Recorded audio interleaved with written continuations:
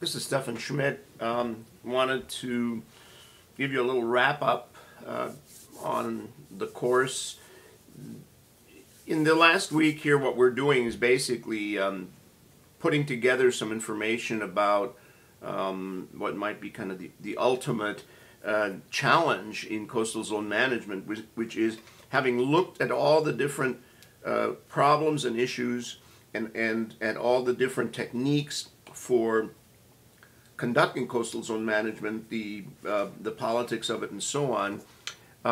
The end result is that you have to assess the degree to which these policies are successful and where they are not. Paul Schmidt has done a terrific job, I think, in taking some excellent information and putting together this last reading for you. So thanks, Paul. You're familiar with progress reports. All of you have either gotten one on your academic work or you've gotten one from your job or in some other ways. The U.S. Ocean Action Plan, as you probably know, requires agencies to periodically assess the state of the nation's oceans and coasts and to measure the achievement of national ocean and coastal goals, and then to recommend assessments and analyses of federal ocean resource management initiatives. So what we've done here is, to begin with, provided you with the NOAA report to Congress, which is a very interesting document. It's quite complete. And let me just make a comment here, because you're probably starting to sweat and panic because, you know, there's lots of stuff here. We give you assignments, in some cases, 50-page reports and so on. I view teaching not as something that begins and ends within the time frame of the actual class.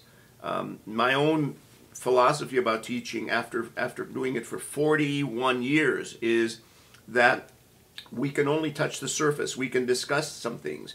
I can push you in the direction of inquiry and looking at what the problems are that we should be looking at.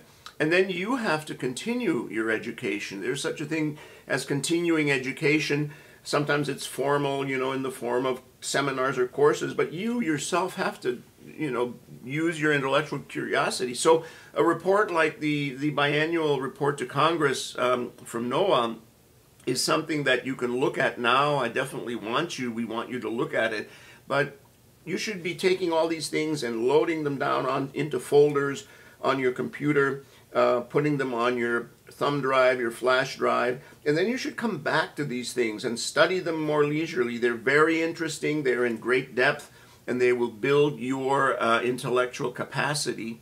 So take this report, take a look at it. It's very interesting, and you can look at a table that we recommended on page 5, which is very interesting because it says that all the states are adhering to the guidelines and that there isn't a single violation. And I think it's correct to ask, how can that be? I mean, how can we be so on target with coastal policy that there isn't a single criticism or violation? We've got some other reports, NOAA report, we've got a Government Accountability Office report which deals with the National Flood Insurance Program, which is very interesting because NIFIP, which is the National Flood Insurance Program, is of course key and central to the whole discussion that we have about coastal policy. The National Flood Insurance Program determines a lot of behavior on the coastal zones, both private and public. And we've also given you a couple of links to some congressional proceedings that deal with national flood insurance, just so you get a kind of a feel of how all of that works. In this unit, we've also included non-governmental assessments, and the Pew Charitable Trust, as you know, is a very high quality, reputable nonprofit. And the Pew Center on the states has done a terrific job in basically grading the states. This here is a picture of the site, and you can see that you can go up here to Massachusetts, and you can click on that, and it will give you all kinds of assessments that deal with that particular state's condition, what's going on there, and so on. I think we have a little recommendation here on where to go and what to look at. And you can look at the grades that the coastal states received.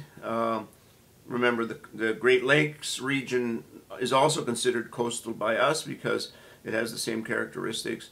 So you can click on a coastal state and click on the map, or use the drop-down menu and download the state's performance report, and then you can take a look at it.